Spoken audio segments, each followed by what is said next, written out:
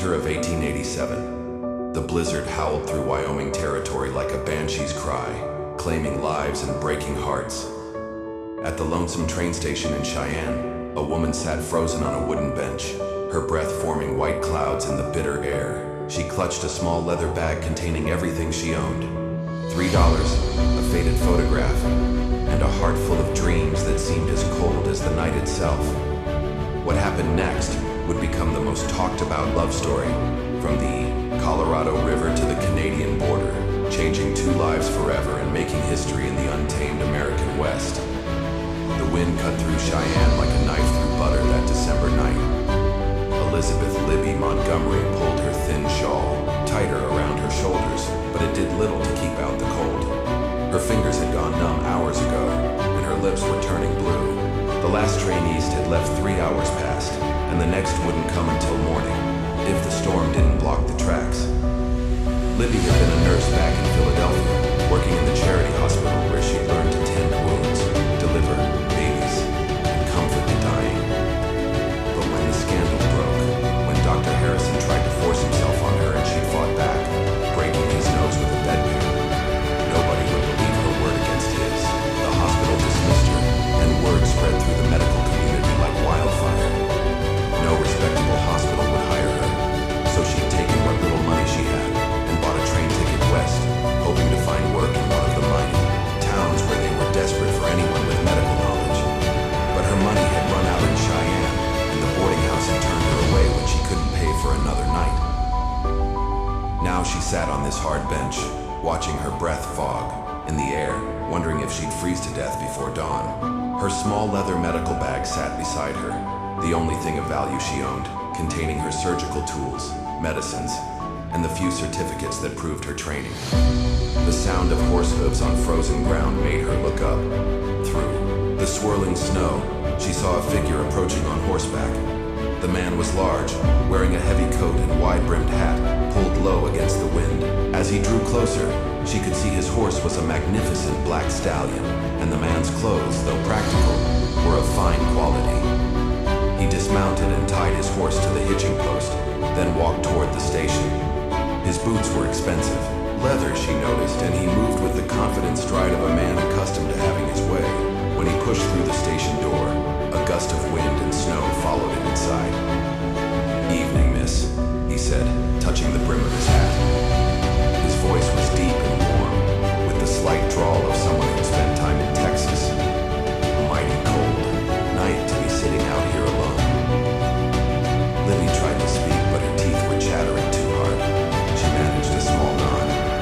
The man studied her with concerned eyes. He was perhaps 30 years old, with dark hair and a mustache, and despite the rough weather, he was clean-shaven and well-groomed. His face was weathered from years in the sun, but his eyes were kind. "Name's Jackson Jack Thornton," he said, pulling off his gloves. "I own the Double T Ranch about 20 miles north of here. Been in town on business and was heading home.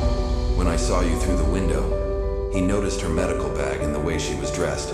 Her clothes were quality but worn, and she had the bearing of an educated woman despite her obvious poverty. "Are you a doctor, miss?" he asked gently. "Nee, nurse," Libby managed to say through chattering teeth. "Elizabeth Montgomery, from Philadelphia." Jack's eyes widened. A trained nurse was rarer than gold in Wyoming territory. Most towns were lucky to have a barber who could pull teeth and set bones. "Miss Montgomery, you're going to freeze to death if you stay here much longer," he said, his voice filled with concern. "The storm's getting worse, and this station isn't heated. Please let me take you somewhere warm." Libby looked at him with a mixture of hope and wariness. She'd learned not to trust men too easily, but she was desperate. And something about this Jack Thornton seemed different from the men she'd known back east. There was a gentleness in his manner despite his obvious strength.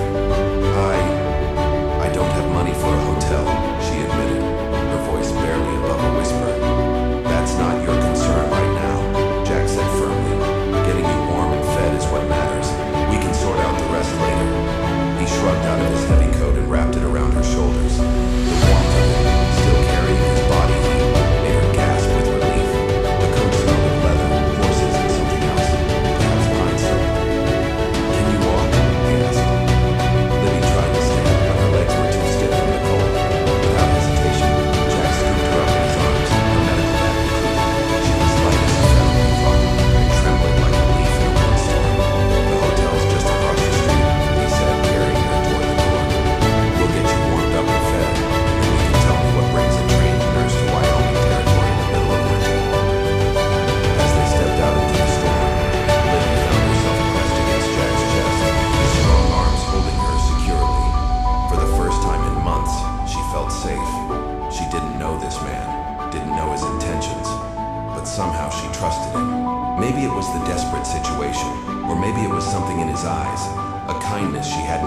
far too long. Before we roll back time, tell us where you're tuning in from, and hit subscribe for more Wild West tales.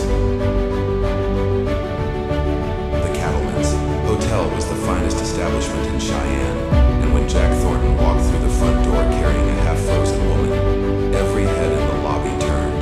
The desk clerk, a thin man named Perkins, hurried over with obvious concern. "Mr. Thornton, sir, what happened?" "Found this lady at the train station near frozen to death," Jack said, still holding Libby in his arms. "I need your best room, and send up hot food, coffee, and plenty of blankets. Also get Doc Williams if he's still in town." "Right away, sir," Perkins said, grabbing a key from the board. "Room 12, second floor. Shall I help carry her?" "I've got her," Jack replied, heading for the stairs. Libby was aware of the stairs, and whispers as Jack carried her through the hotel. But she was too cold and exhausted to care about her reputation. The warmth of the building was making her fingers and toes tingle painfully as feeling returned to them. Jack carried her into a spacious room with a large bed, a fireplace, and fine furniture. He set her gently on a chair by the fire, and immediately began building up the flames. "The hotel will send up some ladies' clothes," he said, not looking at her as he worked with the fire. "Yours are damp from the snow. We need to get you warm and dry." A knock at the door announced the arrival of hot coffee, soup, and blankets. Jack tipped the boy generously and sent him away, then poured Libby a cup of coffee with hands that were surprisingly gentle for their size. "Drink this slowly," he said, wrapping a blanket around her shoulders. "Too much heat too fast can be dangerous." Libby sipped the coffee gratefully, feeling warmth spread through her chest. "You seem to know something about medicine yourself," she observed, her voice growing stronger. Jack smiled. "You learn a few things running a ranch. Men get hurt, animals get sick, and the nearest doctor might be 100 miles away." He pulled up another chair and sat across from her. "But I'm no trained nurse. What brought you west, Miss Montgomery? If you don't mind my asking." Libby studied his face in the firelight. He had honest eyes, she decided, and after what he'd done for her tonight, he deserved some explanation. "I worked in a hospital in Philadelphia," she said carefully. "There was trouble. A doctor who wouldn't take no for an answer. When I defended myself, I was dismissed. No hospital back east would hire me after that." Jack's jaw tightened, and she saw anger flash in his eyes. "A man forced himself on you?" "He tried to," Libby said. "I broke his nose with a bedpan." Despite the serious nature of the conversation, Jack's mouth twitched with the hint of a smile.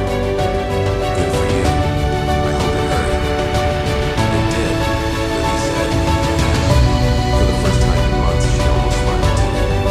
"But it cost me my career. I thought maybe in the West, where doctors are scarce, my past wouldn't matter so much." "It doesn't," Jack said firmly.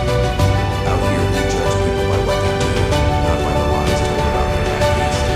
A trained nurse is worth her weight in gold in this territory."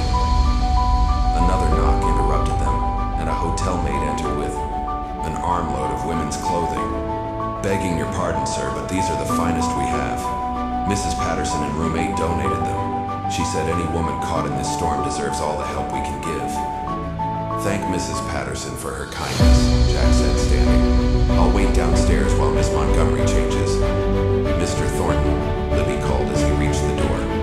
"Why are you helping me? You don't know me." Jack paused, his hand on the doorknob. "Maybe because I know what it's like to be alone in the world," he said quietly. "And maybe because I've been praying for someone like you to come along." "Someone like me? A healer," he said. "My ranch hands get hurt regular, and I've lost good men because there was no one to tend them properly. But more than that," he turned to face her fully. "I've been looking for someone special, someone with strength and courage, someone who'd break a man's nose rather than let it take with that." He left the room, closing the door gently behind him. Libby sat by the fire staring at the closed door. She'd expected many things when she came west, but she'd never expected to meet a man like Jackson Thornton, rich enough to own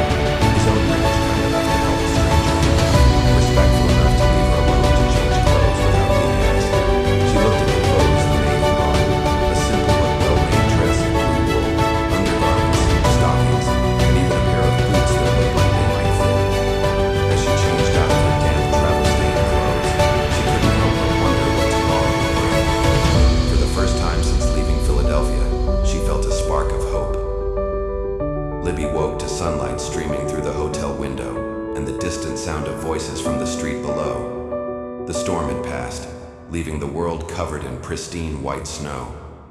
She'd slept better than she had in weeks, warm and safe for the first time since leaving Philadelphia. A soft knock at the door made her sit up. "Miss Montgomery? It's Jack Thornton." "Just a moment," she called, quickly braiding her long brown hair and smoothing the borrowed dress. When she opened the door, she found Jack standing in the hallway with a breakfast tray. "Morning," he said with a smile that made her heart skip. "Thought you might be hungry. How are you feeling?" "Much better, thank you," she said, stepping aside to let him enter. "Mr. Thornton, I don't know how to repay your kindness." "Jack," he corrected, setting the tray on the small table by the window. "And you don't owe me anything, though I was hoping we might talk about your plans." They sat across from each other as Libby ate the hearty breakfast of eggs, bacon, biscuits, and jam. The food was delicious, and she realized how long it had been since she'd had a proper meal. "I don't have many plans," she admitted. "I was hoping to find work in one of the mining camps, but I'm not sure how to get there, or even which camps might need a nurse." Jack leaned back in his chair, studying her. "Mining camps are rough places for a woman alone. Dangerous, too. Most of those men haven't seen a decent woman in months. They don't always remember their petties." "I can take care of myself," Libby said with quiet determination. "I'm sure you can," Jack agreed. "But there might be another option. My ranch covers 50,000 acres, and I employ about 60 men year-round. During roundup or ending season, that number goes up to nearly 100. These men work hard and get hurt regular. Broken bones, cuts, burns, snake bites, you name it." Libby set down her coffee cup, interested. "You're offering me work?" "I'm offering you a position as the ranch's nurse," Jack said. "Good pay, comfortable quarters, and all the medical supplies you need. You'd have your own cabin near the main. House and Cookie, that's our cook, would make sure you're well fed." It sounded almost too good to be true. "What would you expect in return?" Jack's expression grew serious. "Honest work for honest pay. Tend the men when they're hurt, help with difficult births among the livestock when needed, and maybe teach some of the hands basic first aid. Nothing more than that. And you'd expect nothing personal." Understanding dawned in Jack's eyes. "Miss Montgomery, Libby, I'm not the kind of man who'd take advantage of a woman's desperate situation. If something personal were to develop between us, it would be because we both wanted it, not because you felt obligated." Libby studied his face, looking for any sign of deception, but his eyes were clear and honest, and everything about his behavior since finding her had been that of a gentleman. "How far is your ranch?" she asked. 20 miles north. It's called the Double T after my initials, Jackson Thomas Thornton. He raised cattle and horses, some of the finest in Wyoming territory. The work is hard but honest, and the men who ride for me are good people. "You said you've been looking for a healer. Haven't you tried to hire a doctor?" Jack laughed, but there was no humor in it. "I've tried. Posted notices in newspapers from Denver to Kansas City.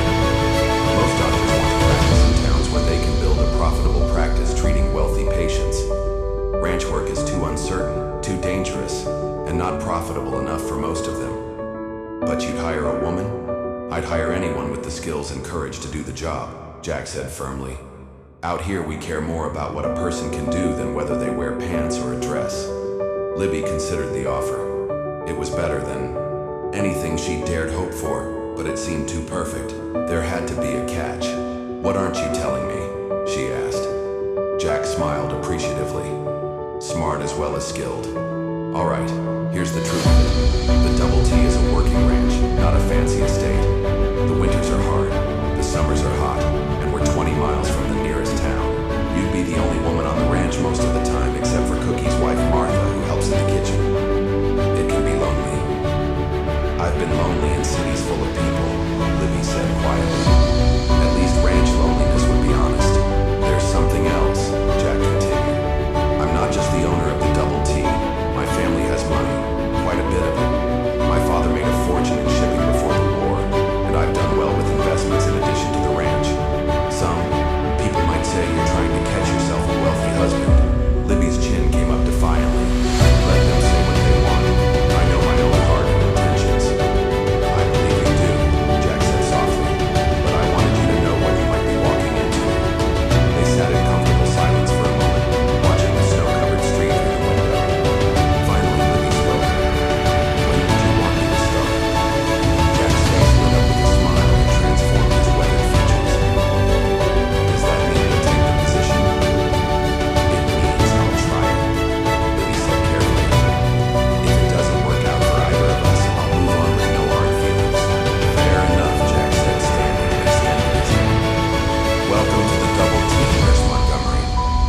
As Libby shook his hand, she felt a spark of electricity pass between them.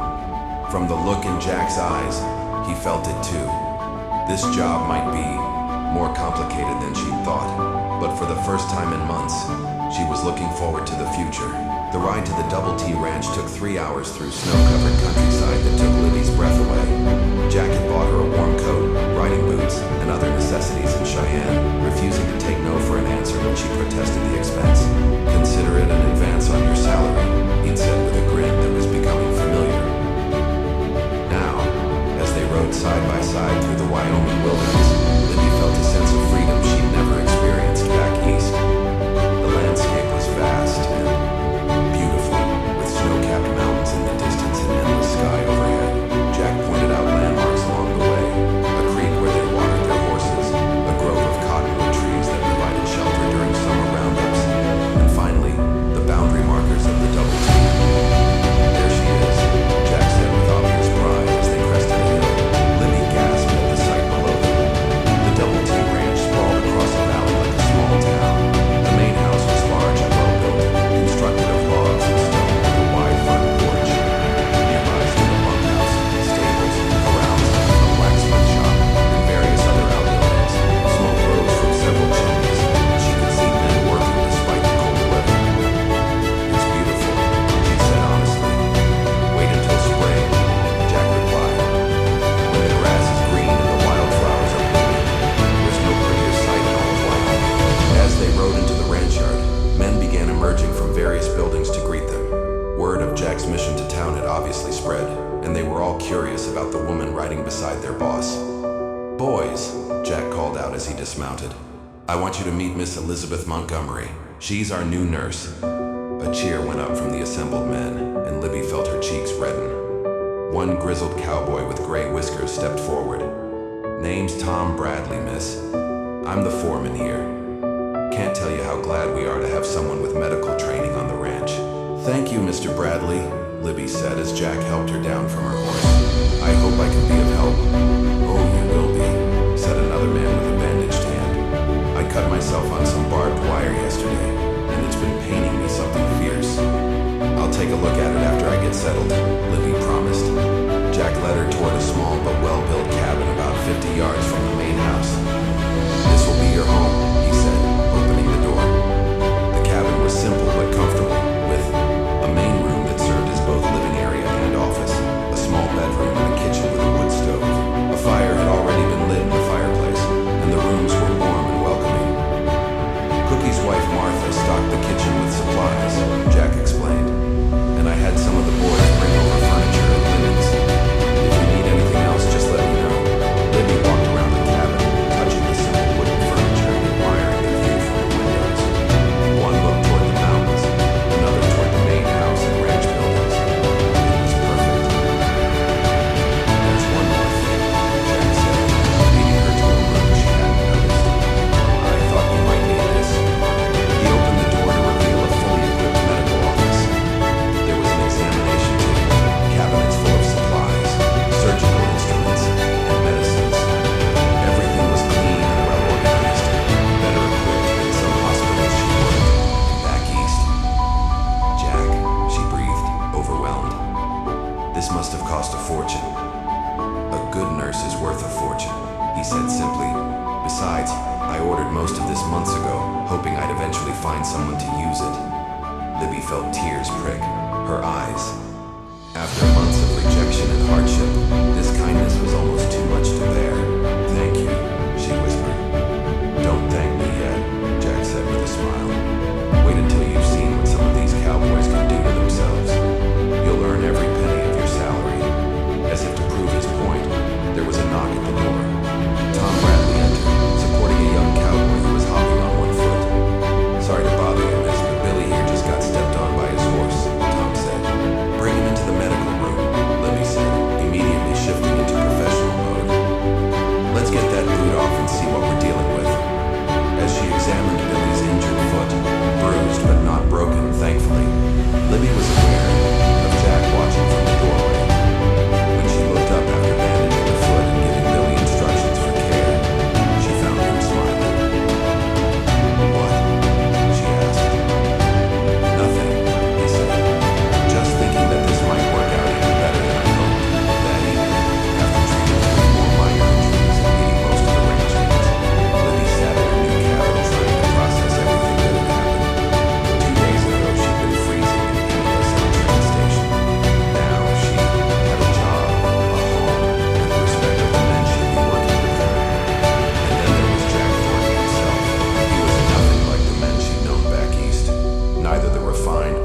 gentlemen of society, nor the crude men who tried to take advantage of her vulnerability.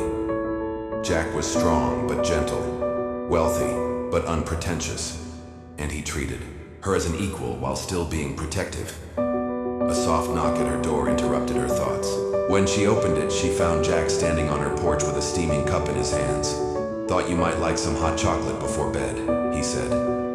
"Martha makes the best in Wyoming Territory." "That's very thoughtful," Libby said, accepting the cup gratefully. "Would you like to come in for a few minutes?" Jack hesitated. "I don't want to compromise your reputation." "I think my reputation can survive a brief conversation with my employer," Libby said with a smile. "Besides, who's going to see us way out here?" Jack entered and took a seat by the fireplace while Libby settled into the chair across from him. The hot chocolate was indeed delicious, rich and warming. "How are you settling in?" he asked. "Better than I dared hope," she admitted. "The men have been very respectful. The cabin is perfect, and that medical room is better equipped than some city hospitals." "Good," Jack said, then fell silent, staring into the fire. "What is it?" Libby asked, sensing something troubling him. "I want to be honest with you about something," he said finally. "When I found you at that train station, it wasn't entirely by chance." Libby set down her cup, suddenly wary. "What do you mean? I'd been in town on business, yes, but I was also making inquiries about finding a nurse or doctor for the ranch. The hotel clerk mentioned that a woman with medical training had been asking about work earlier that day. I went to the station, hoping to find you. So you knew who I was?" "I knew a trained nurse was supposed to be on the evening train from the east," Jack said. "I didn't know your name or your circumstances until I found you there." Libby considered this. "Why didn't you tell me earlier?" "Because I wanted you to take the job based on its merits, not because you felt obligated to the man who rescued you." It made sense, and Libby found herself respecting him even more for his honesty. "Is there anything else I should know?" Jack met her eyes directly. "Just this. I'm attracted to you, Libby. Have been since the moment I saw you sitting in that station. But I want you to know that your job here is secure regardless of your personal feelings toward me. I won't pressure you or make your position here dependent on anything other than your professional skills." Libby felt her heart skip a beat. The attraction was mutual, but she appreciated his straightforwardness. "Thank you for being honest," she said softly. "And for the record, the attraction isn't one-sided." They looked at each other across the firelight, both aware that something significant was beginning between them. But they also both knew it was too soon, too complicated by their employer-employee relationship. "Well," Jack said stately, "I should let you get some rest. Tomorrow Cookie wants to show you around the kitchen gardens, and Martha's eager to give you a full tour of the ranch." "Jack," Libby called as he reached the door. "Thank you for everything. I haven't felt this hopeful about the future in a very long time."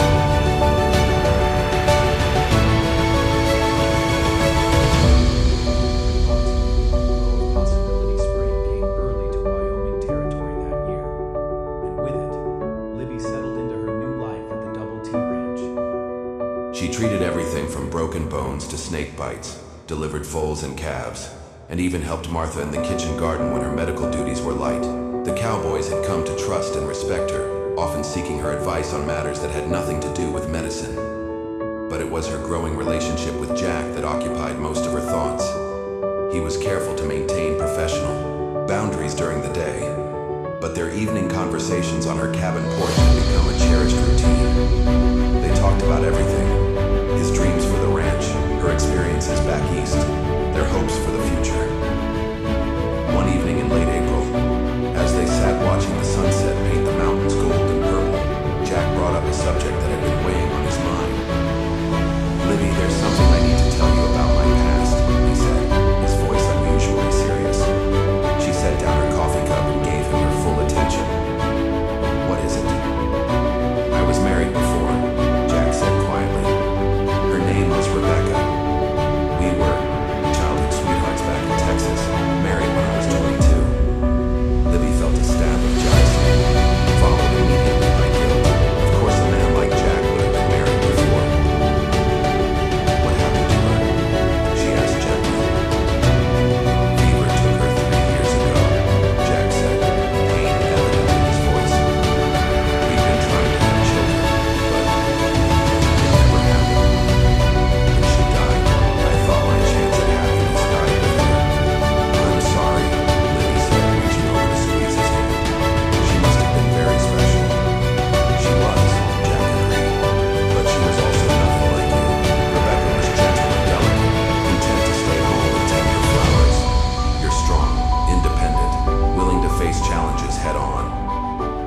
that about you. Libby's heart stopped. Jack, I know it's too soon, he said quickly. I know, we work together, and that complicates things. But I can't pretend anymore that my feelings for you are just professional respect. Mine aren't either, Libby admitted. But you're right, it is complicated. What would the men think? What would people in town say?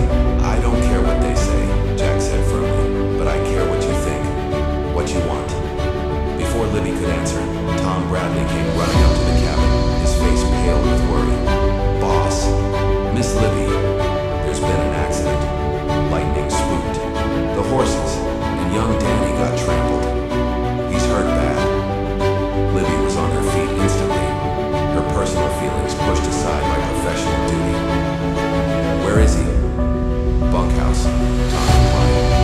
Cookie and some of the boys carried him there. Libby ran to the medical room to grab the supplies while Jack saddled horses to ride for the doctor in Cheyenne. But when she reached the bunkhouse and saw Danny's injuries, she knew there wasn't time to wait for the doctor. The 18-year-old cowboy was unconscious, his chest crushed, and his breathing labored.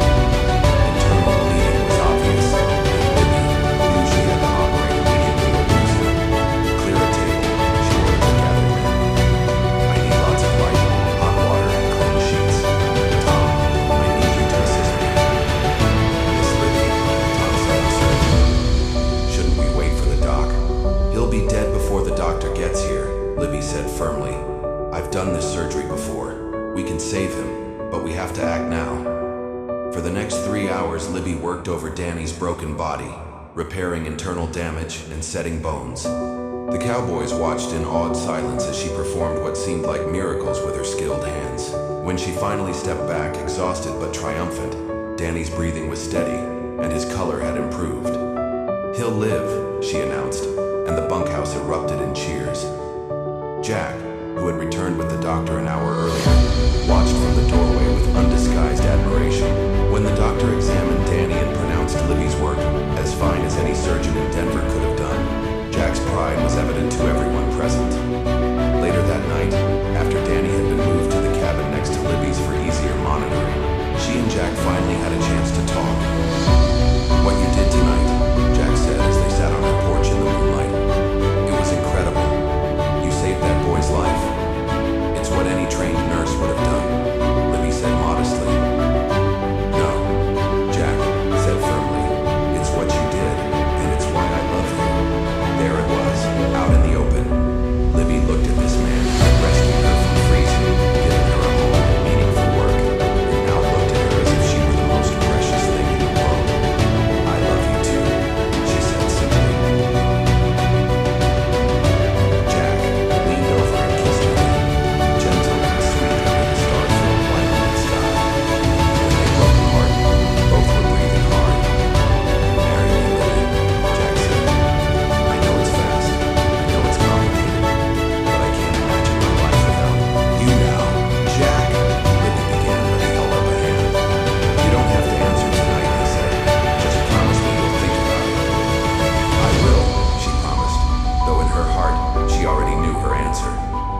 Word of Jack's proposal spread through the ranch faster than wildfire, and to Libby's surprise, the reaction was overwhelmingly positive.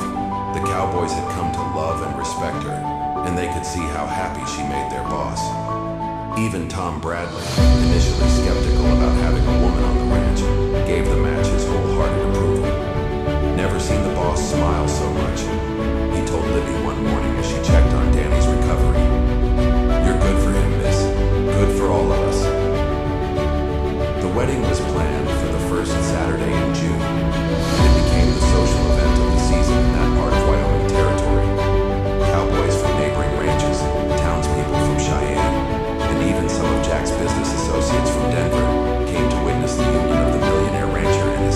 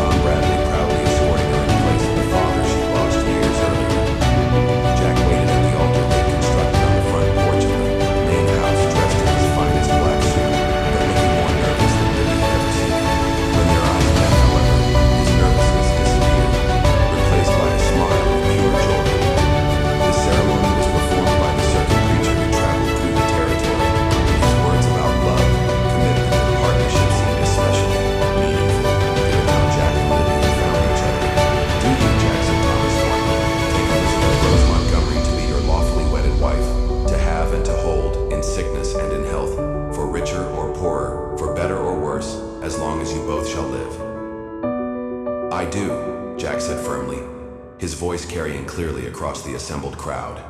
And do you, Elizabeth Rose Montgomery, take Jackson Thomas Thornton to be your lawfully wedded husband, to have and to hold, in sickness and in health, for richer or poorer, for better or worse, as long as you both shall live? I do, Libby replied, her voice strong and sure. When the preacher pronounced them husband and wife, Jack's kiss was passionate enough to draw cheers and whistles from the cowboys. Libby blushed, but didn't pull away, secure in the love they shared. The celebration that followed was legendary. Cookie had outdone himself with a feast that included roasted beef, fresh trout, vegetables from Martha's garden, and a three-tiered wedding cake that had been transported carefully from Denver. There was music, dancing, and storytelling that went on well into the night. But perhaps the most meaningful moment came when Danny, still recovering from his injuries but determined to attend the wedding, stood to make a toast. To Mrs. Thornton, he said, raising his glass of brandy. He was still too weak for alcohol. The woman who saved my life and made our boss the happiest man in Wyoming territory. May your love story inspire generations to come. The crowd erupted in agreement, and Libby found herself crying happy tears as Jack squeezed her hand. As the evening wound down and the guests began to depart, Jack and Libby found themselves alone on the porch of the main house, which would now be their home together. Well, Mrs. Thornton, Jack said, taking her hands in his, how does it feel to be a married woman? It feels like coming home, Libby replied honestly. Like everything that happened before was just preparing me for this moment. Jack pulled her close, and they danced slowly to the music drifting from the bunkhouse where some of the cowboys were still celebrating. I have something for you, Jack said, reaching into his jacket pocket. He pulled out a small velvet box and opened it to reveal a beautiful gold locket. Jack, it's beautiful, Libby breathed as he fastened it around her neck. Open it, he urged. Inside was a tiny photograph of the two of them taken earlier that day, and engraved on the opposite side were the words, forever and always, JT. Now you'll always have me close to your heart, Jack said softly. I already do, Libby whispered, and kissed him under the star-filled Wyoming sky. The first year of marriage brought both joys and challenges to Jack and Libby Thornton. Libby continued her work as the ranch nurse, but now she also took on the role of ranch wife, helping Jack with the business side of the operation and entertaining the important visitors who came to buy cattle and horses. She proved to be a natural in both roles. Her medical skills became legendary throughout the territory. She successfully treated a cholera outbreak in nearby Silver Creek, delivered twins during a blizzard, and even removed a bullet from a wounded sheriff who'd been chasing rustlers. But it was her partnership with Jack that truly made their marriage special. She had a keen mind for business and often suggested improvements to ranch operations that saved money and increased efficiency. Jack valued her opinions and never made important decisions without consulting her first. Their love story became the talk of Wyoming territory. Newspaper reporters came from as far away as Chicago to write about the millionaire cowboy and his nurse wife.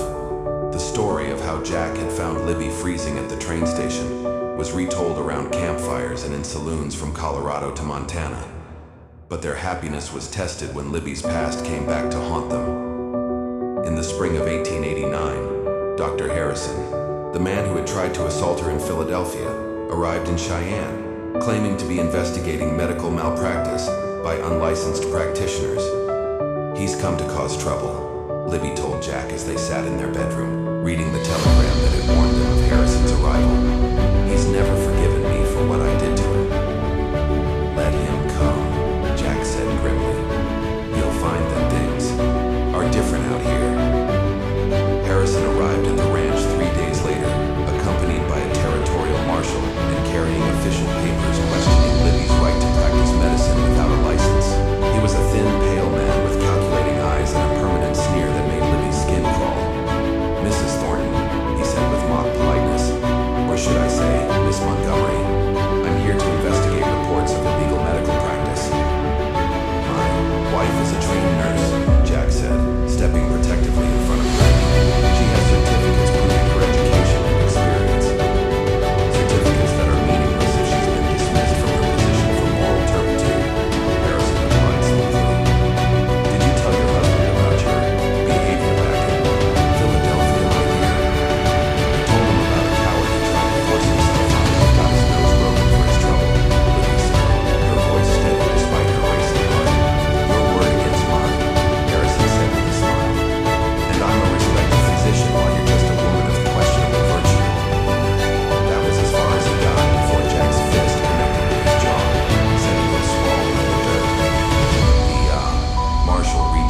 gun, but found himself facing 30 angry cowboys who had appeared seemingly from nowhere.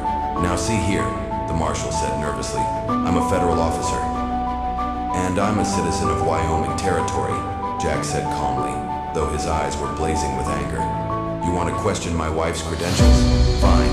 Let's go to town and have a proper hearing." The hearing was held in Cheyenne's courthouse 3 days later, and it seemed like half the territory showed up to support Libby. Patient after patient testified about her skill and compassion. The doctor from Cheyenne spoke eloquently about her surgical abilities. Even the territorial governor, who had met Libby at a social function, sent a letter praising her contributions to the territory's medical care. Harrison's accusations fell apart under scrutiny.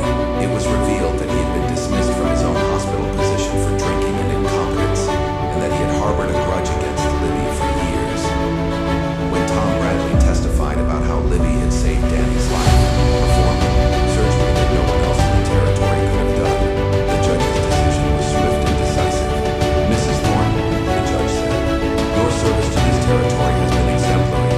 Your nursing certificate is hereby officially recognized by the territorial government, and you are authorized to practice medicine throughout Wyoming Territory. As for you, Dr. Harrison, I suggest you leave our territory immediately, before these good people decide to show you the same hospitality you've shown their beloved nurse." The courtroom erupted in cheers, and Libby found herself swept up in Jack's arms as he spun her around in celebration. "It's over," he whispered in her ear. "We can't hurt you anymore." "We did it together," Libby replied, looking into his eyes. "We can face anything together." That night, as they celebrated with their friends and neighbors, Libby realized that her love story with Jack had become something bigger than just their personal happiness. They had become symbols of the American dream, the idea that in the West, people could reinvent themselves, that hard work and love could overcome any obstacle. By 1892, 5 years after their marriage, Jack and Libby Thornton had become one of the most influential couples in Wyoming Territory. The Double T Ranch had expanded to over 100,000 acres, and their cattle and horses were renowned throughout the West. But it was their contributions to the community that truly set them apart. Libby had established the first real hospital in the territory, a modern facility in Cheyenne that served patients from hundreds of miles around. She had also started a nursing school, training young women to provide medical care in remote areas. Her innovations in frontier medicine had been written about in medical journals back east, and she had been invited to speak at medical conferences in Boston and New York. Jack had become a political force as well, serving in the territorial legislature and advocating for statehood. He had also invested in railroads, mining, and other businesses that brought prosperity to the region. But perhaps his greatest achievement was the town he had built on the southern border of the ranch, Thornton, Wyoming, complete with schools, churches, shops, and homes for the families of his employees. Their love story had indeed made history, inspiring countless others to take chances on love and opportunities. But their greatest joy came from the 3 children they had been blessed with: twin boys born in 1890, followed by a daughter in 1892.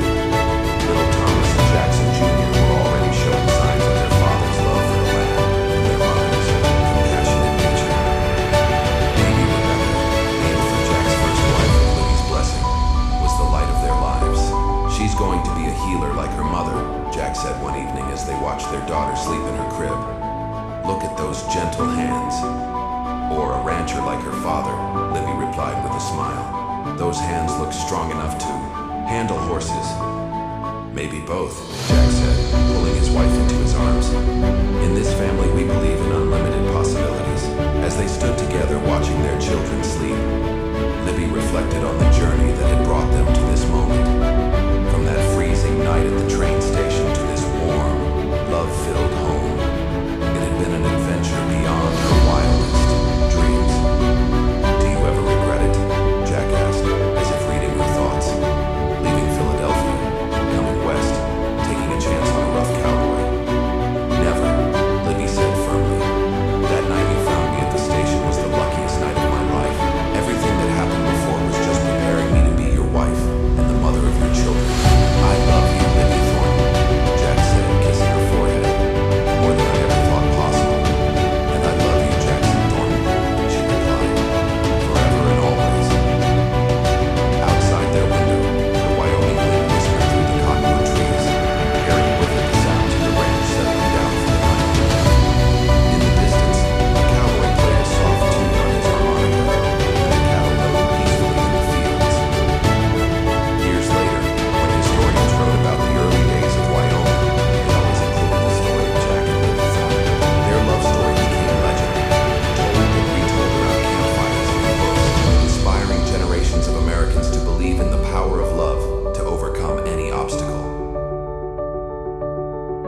Double T Ranch continued to thrive under their children's leadership.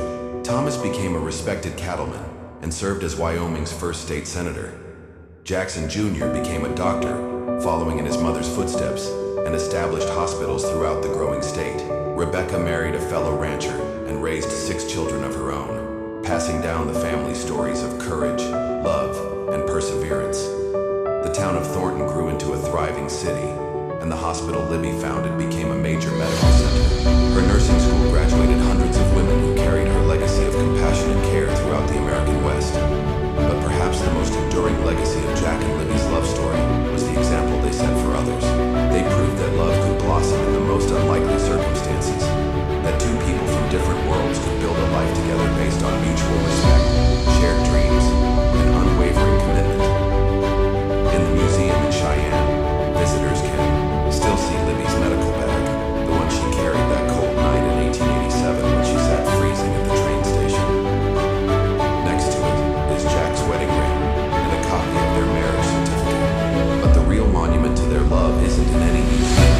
It's in the hundreds of couples who found inspiration in their story, who took chances on love, who built lives together in the American West. The plaque in the museum reads, Jackson, Elizabeth Thornton, proof that love can conquer all and that the greatest adventures begin with a single act of kindness.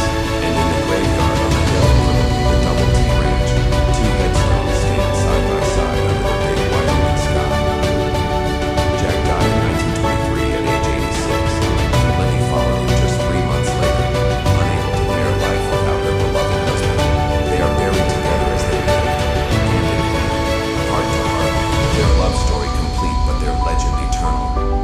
The inscription on their shared headstone, chosen by their children, reads simply, Forever and always, a love that made history. Even today, more than a century later, visitors come to Wyoming to see where the famous love story began. They visit the site of the old train station in Cheyenne, tour the Double T Ranch, now a museum, and walk through the town of Thornton. And they leave inspired by the story of a millionaire cowboy who found a freezing nurse at a train station and discovered that sometimes the greatest treasures are found in the most unexpected places. The legend of Jack and Libby Thornton lives on, a testament to the power of love, the promise of the American West, and the truth that every great love story begins with someone caring enough to reach out to a stranger in need. Their love story truly did make history, proving that in the land of endless possibilities, love is the greatest adventure of all.